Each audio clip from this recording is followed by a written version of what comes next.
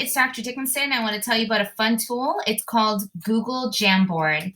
This is very similar to Padlet if you're using a Padlet web-based tool, except Google Jamboard goes great with all of your Google tools. So if you're already into Google Classroom and your students are using that, you can create a Jamboard, you can share it with them, and you can have access only for your students, which is always great to have in terms of security.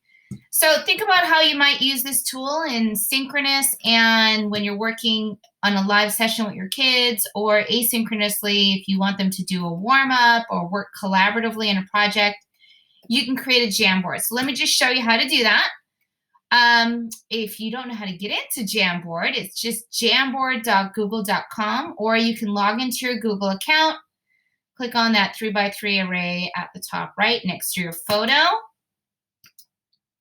and then scroll down your apps and you'll find a image for Jamboard. So you just click on that and you're right here in this space. Takes you into your jams. I already started one.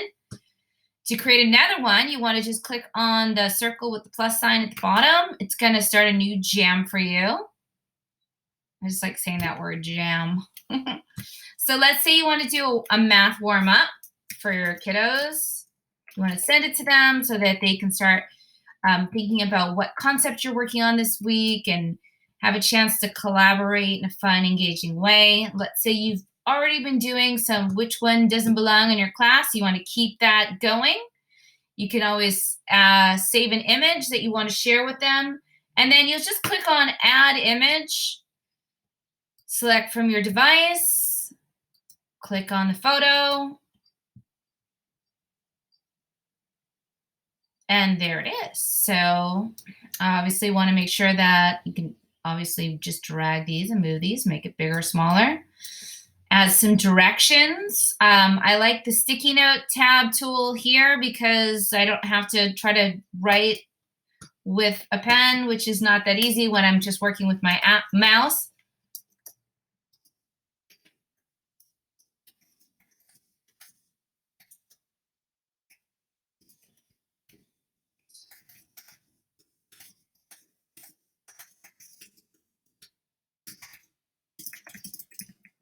All right, so then that's that. It's saved. And my kids can see that. Then all I have to do is share the link. You can see it has the lock button here, so it's only going to be private.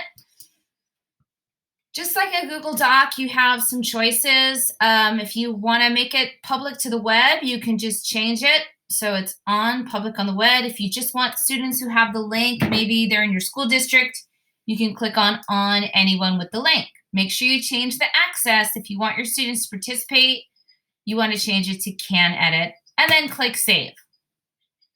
Then you'll just copy the link at the top, copy it, paste it into your Google Classroom or email or however you share information. You can also use this during a synchronous discussion. If you're doing Google Zoom, if you're hosting a Google Hangout or a Zoom meeting with them, you can share your screen and then you can share the question and students can tell you their thinking. This is the laser tool, so you can see it erases. There are pens for you to write on here. You can select the thickness of the pen and the color, and you can start recording students thinking.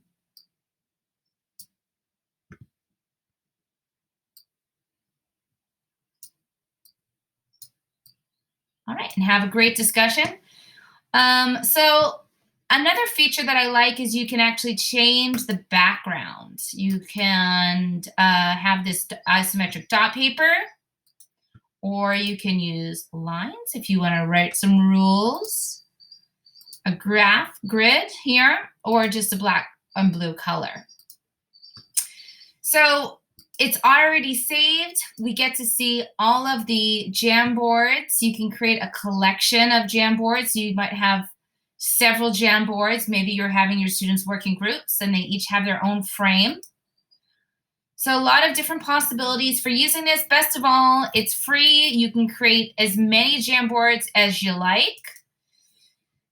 Just have fun with it and explore. Just like any other tools, you can also add images by clicking on the image button, and the students can search for Google Photos.